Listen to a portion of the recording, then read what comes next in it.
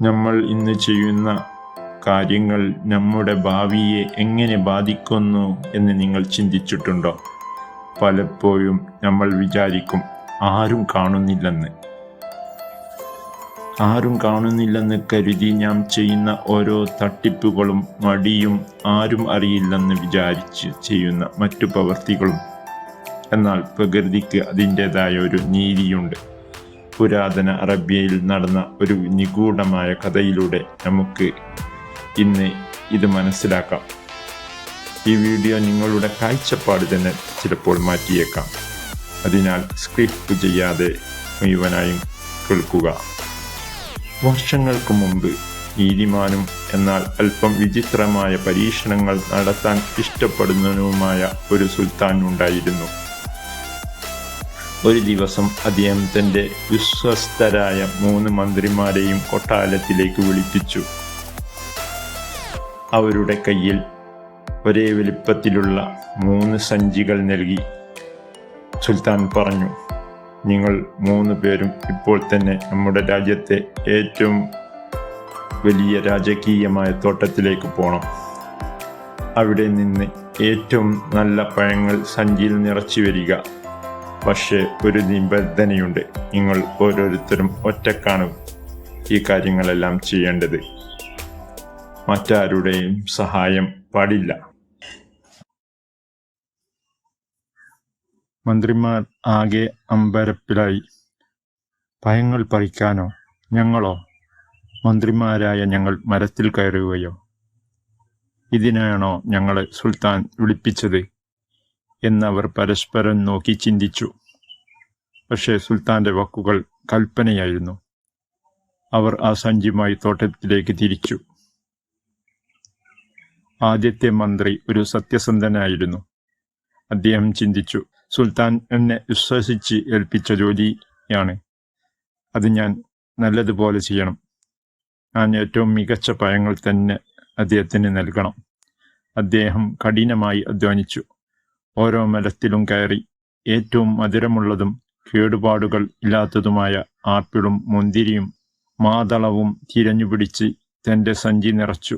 വെയിൽ വകവെക്കാതെ മണിക്കൂറോളം അദ്ദേഹം അധ്വാനിച്ചു. രണ്ടാമത്തെ മന്ത്രി ഒരു തന്ത്രശാലിയായിരുന്നു. അദ്ദേഹം കരുതി, സുൽത്താൻ ഒരു വലിയ ഭരണാധികാരിയാണല്ലോ, അദ്ദേഹത്തിന് ഇതൊന്നും നോക്കാൻ സമയമുണ്ടാകുകയില്ല.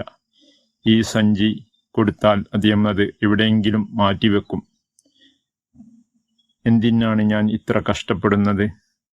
അദ്ദേഹം നല്ല പഴങ്ങളും ചീത്ത പഴങ്ങളും എല്ലാം കൂട്ടി വാരി നിറച്ചു. സഞ്ചി നിറച്ചു. പുറത്തുനിന്ന് നോക്കിയാൽ സഞ്ചി നിറഞ്ഞിരിക്കുന്നു. പക്ഷേ ഉള്ളിൽ പകുതിയും ഗുണമില്ലാത്തതായിരുന്നു. എന്നാൽ 3ാമത്തെ മന്ത്രി അങ്ങേയറ്റം മടിയനായിരുന്നു. അദ്ദേഹം പരിഹാസത്തോടെ ചിരിച്ചു. സുൽത്താന് വേറെ പണിയൊന്നുമില്ലേ? എന്നെപ്പോലത്തെ ഒരു മന്ത്രിക്ക് ഈ രൂപത്തിലുള്ള പണികളാണ് നൽകുന്നത്? എന്നെപ്പോലത്തെ മന്ത്രി പഴങ്ങൾ പറിക്കാനോ? അദ്ദേഹം ആ തോട്ടത്തിലെ ഉണങ്ങിയ ഇലകളും പുല്ലുകളും കല്ലുകളും എടുത്ത് സഞ്ചി നിറച്ചു. ഏറ്റവും മുകളിൽ മാത്രം കാണാൻ ഭംഗിയുള്ള 2-3 പഴങ്ങൾ സഞ്ചിയിൽ വെച്ചു വീർത്തു നിൽക്കുന്നു. തൻ്റെ കൗശലത്തിൽ അയാൾക്ക് തന്നെ അഭിമാനം തോന്നി. അയാൾ അട്ടഹസിച്ചു ചിരിച്ചു. വൈകുന്നേരം 3 പേരും സുൽത്താന്റെ മുന്നിലെത്തി. സുൽത്താൻ സഞ്ചികൾ തുറന്നു നോക്കിയില്ല. പകരം അദ്ദേഹം തൻ്റെ സൈന്യാധിപനെ വിളിച്ചു ഒരൊറ്റ ഉത്തരവ് നൽകി.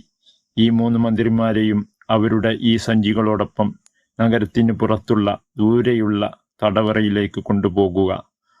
30 ദിവസം അവർ അവിടെ കഴിയണം. അവർക്ക് ആഹാരമായി ഈ സഞ്ചിയിലുള്ളത് മാത്രം നൽകാവൂ. വെള്ളമോ ഭക്ഷണമോ അവർക്ക് ലഭിക്കാൻ പാടില്ല. ആദ്യത്തെ മന്ത്രി ഭയപ്പെട്ടില്ല. കാരണം അദ്ദേഹത്തിൻ്റെ സഞ്ചിയിൽ ഏറ്റവും നല്ല ആഹാരമായിരുന്നു. 30 ദിവസം അദ്ദേഹം ആ പഴങ്ങൾ കഴിച്ചു സന്തോഷത്തോടെ കഴിഞ്ഞുകൂടി. 2ാമത്തെ മന്ത്രി പകുതി ദിവസം കഴിഞ്ഞപ്പോൾ രോഗിയായി. ചീഞ്ഞ പഴങ്ങൾ കഴിച്ച് അദ്ദേഹം കഷ്ടപ്പെട്ടു. എന്നാൽ 3ാമത്തെ മന്ത്രിയാകട്ടെ, വെറും ചപ്പും ചവറും സഞ്ചിയിൽ നിറച്ച ആ മനുഷ്യൻ വിശപ്പടക്കാൻ ഒന്നുമില്ലാതെ അവിടെ നരകിച്ചു ജീവിച്ചു. തൻ്റെ മടിക്ക് അദ്ദേഹം നൽകേണ്ടി വന്നത് വില വളരെ വലുതായിരുന്നു. അവസാനം ആ നിര്യാതനാകുകയാണ് ഉണ്ടായത്. സുഹൃത്തുക്കളെ, ഈ കഥയിലെങ്കിൽ പ്രകൃതിയാണ്, ഈ ജീവിതമാണ് ആ തോട്ടം. നമ്മൾ ചെയ്യുന്ന ഓരോ പ്രവൃത്തിയും ആ സഞ്ചിയിൽ നിറക്കുന്ന പഴങ്ങളാണ്. ആരും കാണുന്നില്ലെന്ന് കരുതി നിങ്ങൾ ചെയ്യുന്ന മടിയോ വഞ്ചനയോ നാളെ നിങ്ങൾക്കു തന്നെ ആഹാരമായി മാറും. നിങ്ങളുടെ ജോലിയിലായാലും ബിസിനസ്സിലായാലും ബന്ധങ്ങളിലായാലും ഏറ്റവും നല്ല പഴങ്ങൾ മാത്രം നിറക്കാൻ ശ്രദ്ധിക്കുക.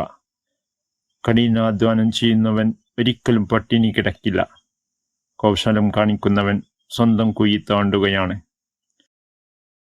ഈ വീഡിയോ നിങ്ങൾക്ക് ഇഷ്ടമായാൽ ഈ ചാനൽ സബ്സ്ക്രൈബ് ചെയ്യൂ, ലൈക്ക് ചെയ്യാൻ മറക്കരുത്. നന്ദി, നമസ്കാരം.